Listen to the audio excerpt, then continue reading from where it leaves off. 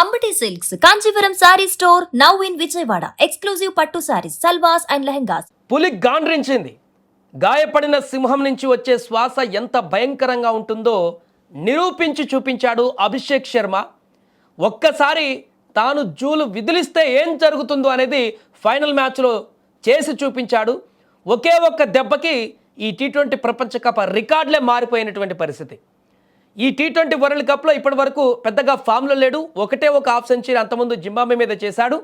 ఆ తర్వాత ఏ టీం మీద కూడా ఆశించినటువంటి ఫలితం సాధించలేదు అభిషేక్ శర్మ. కానీ ఫైనల్లో తన బ్యాట్కు పని చెప్పాడు. తను జూలు విదిలిస్తే ఆ రికార్డ్స్ ఎలా చెదిరిపోతాయో చేసి చూపించాడు.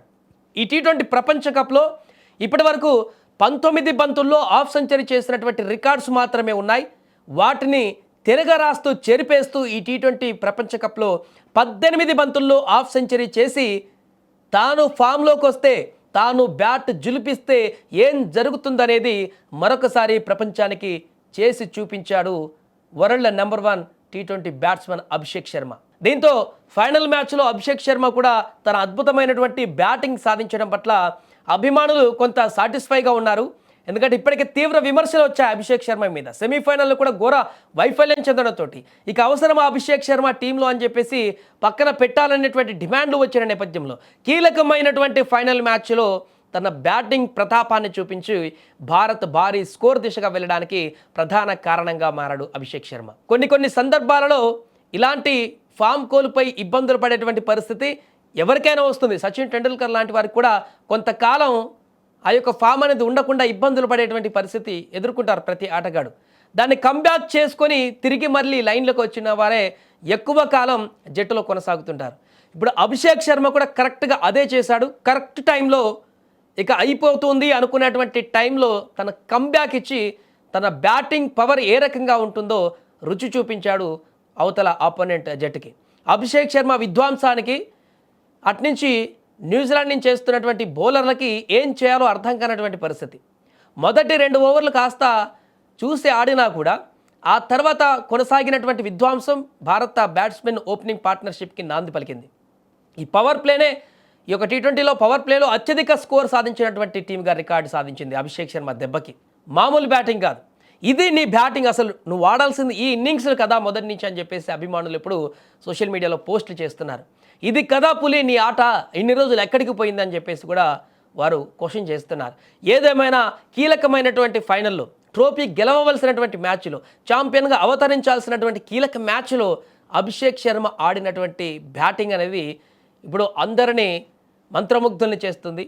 పర్ఫెక్ట్ టైంలో పర్ఫెక్ట్ బ్యాటింగ్ చేస్తాడు అభిషేక్ శర్మ. గతహ ఏదైనా జరిగింది పర్వాలేదు, కానీ ఇంపార్టెంట్ టైంలో ఇంపార్టెంట్ నాక్ ఆడి మనకు కప్ తీసుకురావడంలో కీలక పాత్ర పోషించాడు అభిషేక్ శర్మ.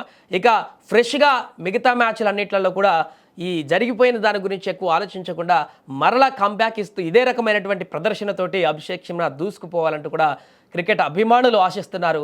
ఏదేమైనా కూడా ఫైనల్ మ్యాచ్లో అభిషేక్ శర్మ చేసినటువంటి విధ్వంసం అయితే న్యూజిలాండ్కి ఒక కలగానే మిగిలేటువంటి పరిస్థితి ఏర్పడుతుంది. అతను పవర్ ప్లేలో చేసినటువంటి ఆ విధ్వంసకరమైనటువంటి బ్యాటింగ్ చూసి ఆ స్టేడియంకి వచ్చినటువంటి వేలాది మంది, లక్షల మంది అభిమానుల కేరింతలతోటి ప్రాంగణం అంతా కూడా దద్దరిల్లిపోయింది. మొదటి 6 ఓవర్లలోనే అక్కడ ఉన్నటువంటి క్రికెట్ అభిమానుల కేరింతలు, అరుపులు, వారి సెలబ్రేషన్స్ తోటి దద్దరిల్లిపోయింది స్టేడియం అంతా కూడా. అంత మంచి ఓపెనింగ్ ఇచ్చాడు అభిషేక్ శర్మ. దీంతో టాస్ గెలిచి అసలు ఎందుకు ఇచ్చారా బ్యాటింగ్ ఇండియాకి అనేటువంటి పరిస్థితి న్యూజిలాండ్కి వచ్చిందేమో కానొక దశలో. అట్లా భీకరమైనటువంటి బ్యాటింగ్ కొనసాగించారు అభిషేక్ శర్మతో పాటుగా మిగతా బ్యాట్స్మెన్లు అందరూ కూడా.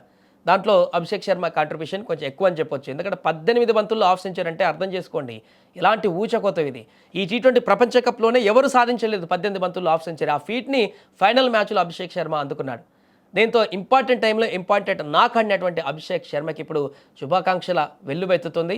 ఏదేమైనా పడ్డ దగ్గరే వెతుక్కోవాలి కాబట్టి, కింద పడ్డ దగ్గరే లేచి నిలుచోవాలి కాబట్టి అభిషేక్ శర్మ ఇదే టోర్నమెంట్లో ఫెయిల్యూర్గా నిలిచి అందరి విమర్శలు అందుకున్నటువంటి అభిషేక్ శర్మ ఇదే టోర్నమెంట్లో ఫైనల్ మ్యాచ్లో అద్భుతంగా బ్యాటింగ్ చేసి ఆ విమర్శలకు చెక్ పెడుతూ మరలా తన గమ్బ్యాక్ ఇచ్చినటువంటి పరిస్థితి అయితే అభిషేక్ శర్మ అభిమానులకైతే ఒక మంచి అనుభూతిని కలిగించినటువంటి పరిస్థితిగా మారింది.